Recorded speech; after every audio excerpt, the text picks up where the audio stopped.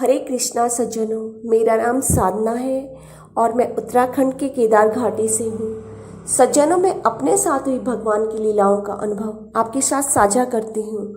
आज इसी क्रम में भगवान की यह लीला है। यह लीला जो 8 जुलाई 2020 को घटित हुई, इससे पूर्व में 6 जुलाई 2020 को मुझे शेषनाग प्रभु ने साक्षात और भव्य दर्शन दिया, जो कि अति प्रिय है मेरे लिए। मैं जीवन पर्यंत नहीं भूल सकती। इसी तरह से यह घटना भी, यह लीला भी मेरे लिए अविस्मरणीय, चिर स्मरणीय है, जिसे कि मैं जीवन पर्यंत नहीं भूल सकती। ये दोनों ही दर्शन अति भव्य थे और ये दोनों ही दर्शन मुझे आश्रम में हुए थे, साक्षात दर्शन। उन दिनों में लगभग 150 से भी अधिक माला करती थी। मैंने अपने आप को माला कर करके हड्डी का ढांचा के रूप में परिवर्तित कर दिया था। एक बार मेरा भाई मुझसे मिलने गांव से आया तो वह मुझे पहचान ही नहीं पाया। वह कहने लगा कि दीदी, आपको क्या हो गया है? मुझे लग रहा है कि आप कुछ दिन की ही मेहमान हो, क्योंकि उन दिनों में इतनी अधिक माला करती थी कि बस फटाफट भोजन किया और माला पर लग गई, स्नान वृत्ति की फटाफट और माला पे लग गई। बहुत कम सोना, फिर माला पे लग जाना, क्योंकि वहाँ एक महिला रहा करती थी और उनके पूरे शरीर पे ओम के निशान बन रहे थे। उनके विषय में मैंने सुना था कि उन्होंने 1 करोड़ नाम लिख दिए हैं, नारायण नारायण। तो मुझे लगा कि मैं किडनी पेशेंट हूँ और मैं बैठ के तो नहीं कर सकती, नाम नहीं लिख सकती, तो मैं माला जाप तो कर ही सकती हूँ टहल के। तो फिर मैंने माला, उनको देख के ही मैंने माला की शुरुआत की थी कि मैं माला जपती हूँ। और मैंने एक दिन में ये निर्णय लिया कि मैं एक दिन में 150 माला तक तो करूँगी, उससे ऊपर हो जाए वो अलग बात है, कम से कम 150 माला।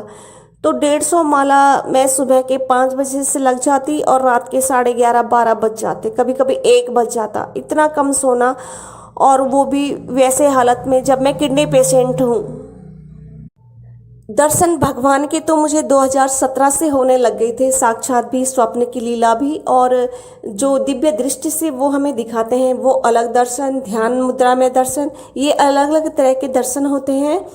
तो जो साक्षात दर्शन होते हैं वो इस तरह के भव्य दर्शन बहुत कम होते हैं, और इसका सौभाग्य मुझे प्राप्त हुआ है। वह जब मैं आश्रम में थी, इतना भव्य मुझे दर्शन हुआ। पहला दर्शन, इतना भव्य दर्शन मुझे साक्षात शेषनाग प्रभु ने दिया था। वो था 6 जुलाई 2020 को और सोमवार के दिन। ये ठीक उनके उस दिन के तीसरे दिन की घटना है, 8 जुलाई 2020 की, और यह भी बहुत ही भव्य दर्शन था, बहुत भव्य। उन दिनों में सूख के ऐसे हो गई थी कि मुझे पहचानना मुश्किल था। 150 माला बहुत होता है, बहुत अधिक। यहाँ तक कि नींद में भी मैं ओम नमः भगवते वासुदेव का जाप करती, और जब मैं जगती तो मैं देखती मेरे मुख से यही शब्द निकल रहे हैं, ओम नमः भगवते वासुदेव। 6 जुलाई 2020 के अनुसार ही मैं प्रातः काल में जो है सो रखी थी 8 जुलाई 2020 को, और जिस प्रकार से मेरी अचानक से नींद जो है 6 जुलाई 2020 को प्रातः जगी थी, अपने आप में अचानक से ही मेरी नींद टूटी थी और शेषनाग प्रभु सामने थे। इसी तरह से 8 जुलाई 2020 को मेरी नींद अचानक से ही टूटी, और यह समय था प्रातःकाल 8 बजे का।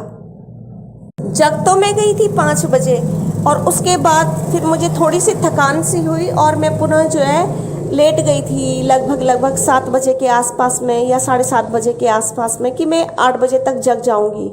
और मेरी नींद अचानक से खुल गई 8 बजे प्रातः। जैसे ही मेरी नींद अचानक से ही स्वतः ही खुल गई तो मैं उठकर बैठी। जैसे ही मैंने आंखें खोली तो मैंने धुंधला सा देखा कि एक सोने का शेषनाग, सोने के ही विष्णु भगवान अपने शेष सैया पर विराजमान है। वे दोनों ही सोने के बने हुए थे। विष्णु भगवान जी लेटे हुए थे, उनके सिर के ऊपर शेषनाग प्रभु के फन फैला रखे थे। क्षीर सागर पूरा ऐसा चमक रहा था जैसे चमचम, जैसे पानी के बीच मणिमाणिकों की चमचमाहट होती है, ऐसा वो क्षीर सागर चमक रहा था।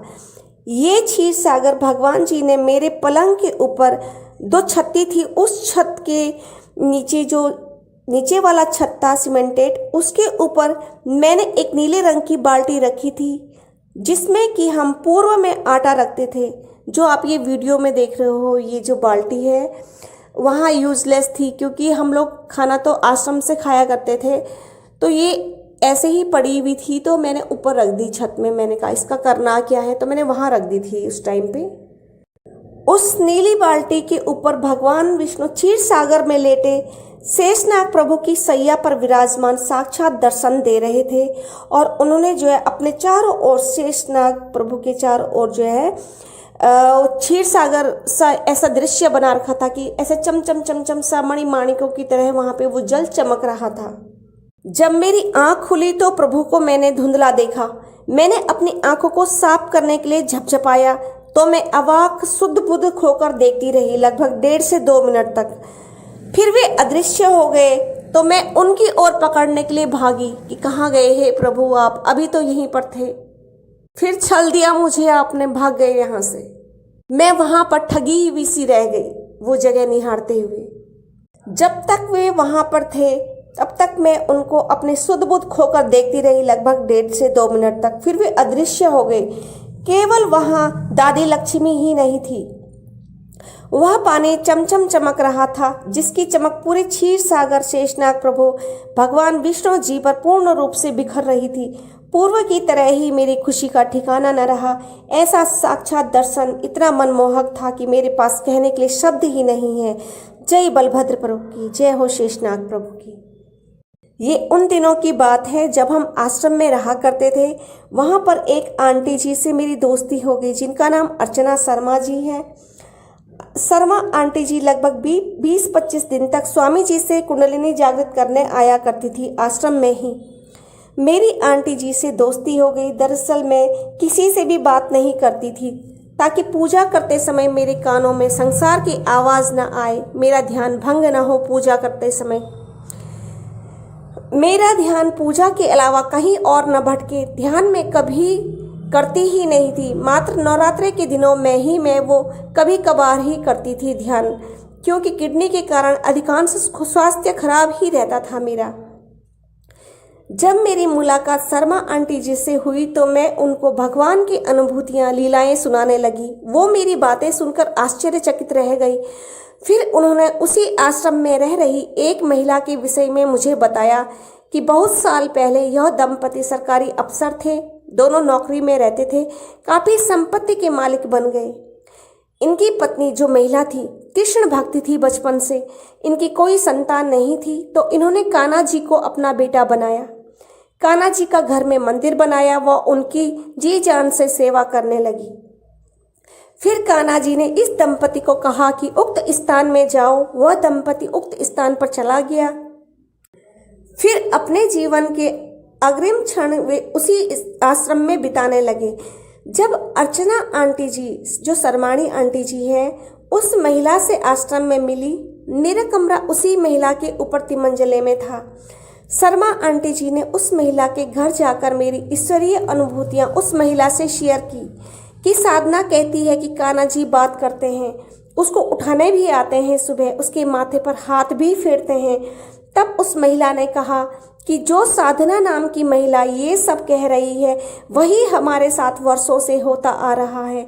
उस महिला ने शर्मा आंटी जी को बताया कि जब हमने कान्हा जी को बेटा बनाया तो वो उक्त महिला को उठाते हुए उनके माथे पर हाथ फेरते कहते, मैया उठ खड़ी, उठ जा। रात भर कान्हा जी उनके पति को घोड़ा बनाकर खेलते उनके साथ।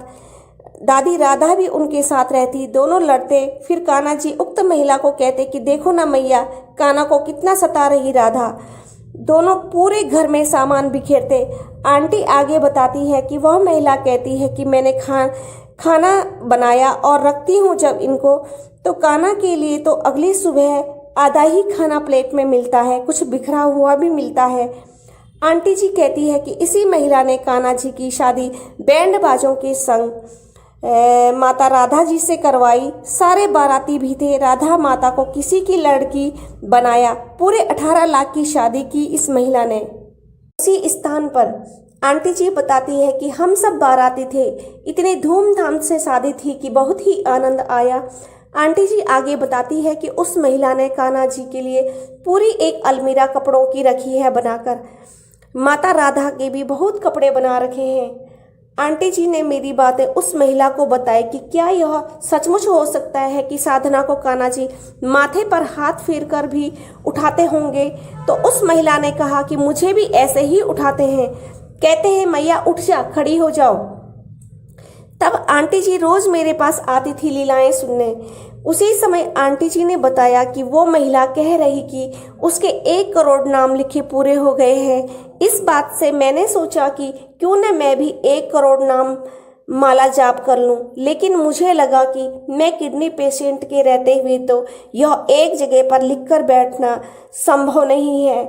मैं माला जाप जरूर कर लूंगी, क्योंकि मैं इधर उधर टहल कर माला जाप कर सकती हूँ, लेकिन मेरी जिंदगी अब लगभग शायद 20 साल के ही मानकर चलती हूँ, क्योंकि मेरी तबीयत खराब रहती है किडनी पेशेंट के कारण।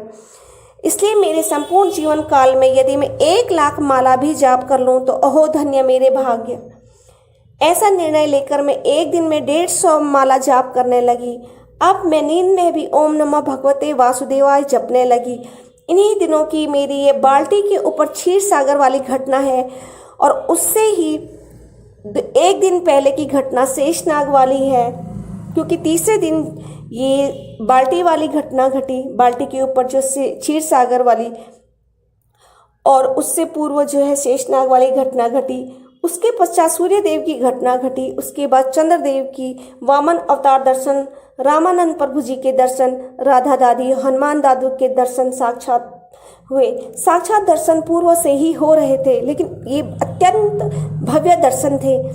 जब मैं माला जाप ध्यान नहीं करती थी, किंतु माला जाप का प्रभाव अद्भुत है। इससे दर्शनों में वृद्धि हुई है।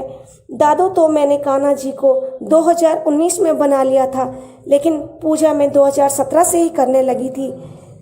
तब उन्होंने मुझे अपने शरण में आने को कहा था। उसके बाद ही मैंने इनको दादू बना लिया, क्योंकि 2017 से मैंने पूजा शुरू करने लग गई थी और दर्शन भी होने लगे थे। साक्षात दर्शन लीलाएं तो होने लग गई थी, लेकिन वो एक भगवान के जैसा ही रिश्ता था। लेकिन जब उन्होंने कहा कि मेरे शरण में आ जाओ, स्वयं दर्शन दे के कहा कि तुम मेरी शरण में आओ, उसके बाद मैंने उनको दादू का रिश्ता दिया, और जो कि आज भी वे उस संबंध को निभा रहे हैं। इस तरह से भगवान मेरे साथ अनेक अनेक लीलाएं करते हैं। हरे कृष्णा।